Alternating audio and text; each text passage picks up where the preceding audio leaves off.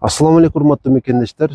Дүйнө жаралгандан бери табиятты эч өзгөрбөгөн жер көргөн белеңиздер. Албетте мындай жерлер аз. Ошолордун бири Ноокат районундагы Кара Кой эс алуу аймагы. Бүгүн мен сиздерге Кара Койдун көз көргөн бардык ушул жагымдуу жерлерин көрсөткөнгө аракет кылмакчымын.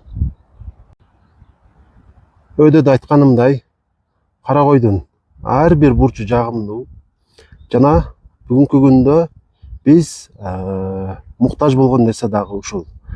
Табигыйлыкка ушунчалык суусап, ушунчалык чаңкып турган учурубуз.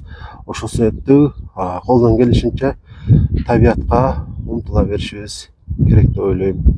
Таза аба, таза суу жана бул жердин табияты дагы өзгөчө. Аба ырайы демекчимин.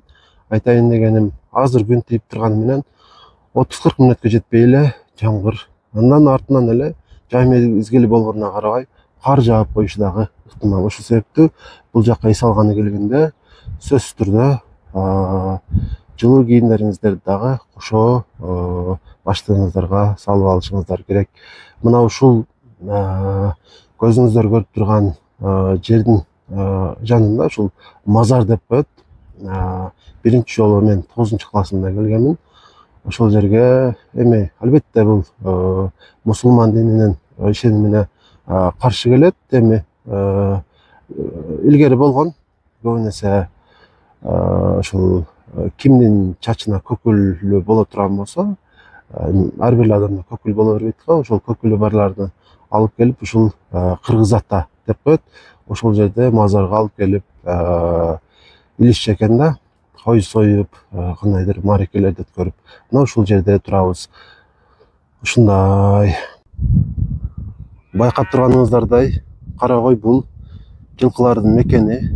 Бул жаныбарды бейиштин жаныбары деп дагы айтышат. Жана жылкы ар бир кыргыздын жүрөгүнө жакын. Анткени бул жаныбар биздин өткөн тарыхыбыз менен тыгыз байланышта. Бабаларыбыз ушул жылкыларды демек улуу катары үй тиричилигинде кенен колдонушкан. Бул жаныбар биздин өткөн тарыхыбызга күбө. Байкап турганыңыздардай, бул жерде баары өтө сонун, өтө жагымдуу. Анан ушул орунда сиздерге бир нерсени айтып өтмөкчүмүн.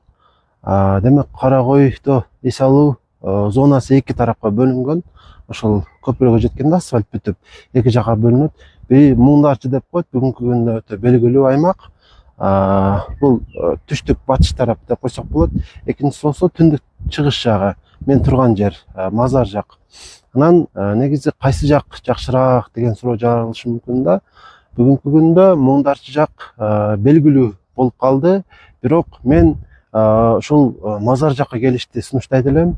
Анткени ушул жакка келсеңиздер, зоонун түбүнөчө жөө барсаңыздар болот да. Анан мындан сырткары бул жакта элдер бир аз болсо дагы азыраак болот.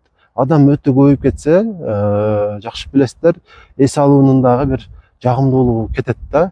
Бул жерде кенен кесир эс алып кете аласыздар. Ошол себептүү мен ушул мазар жакка келишти сунуштайт элем.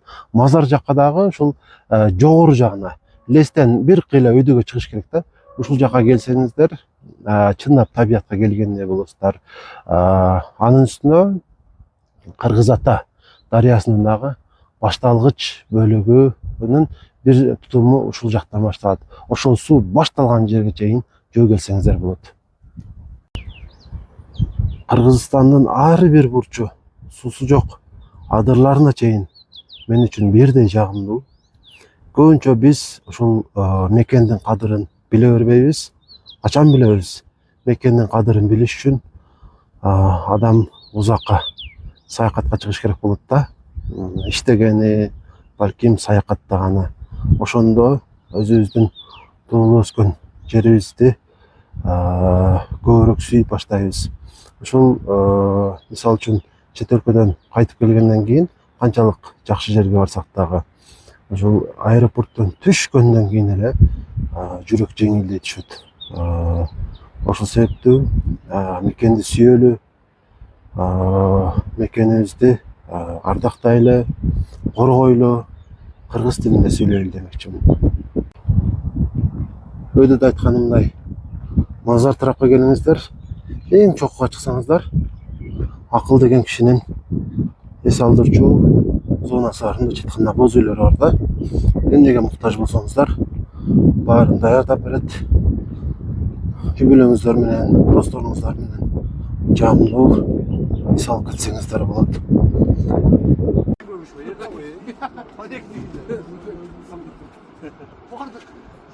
Sterling boş artist pilot değil. Hayırda?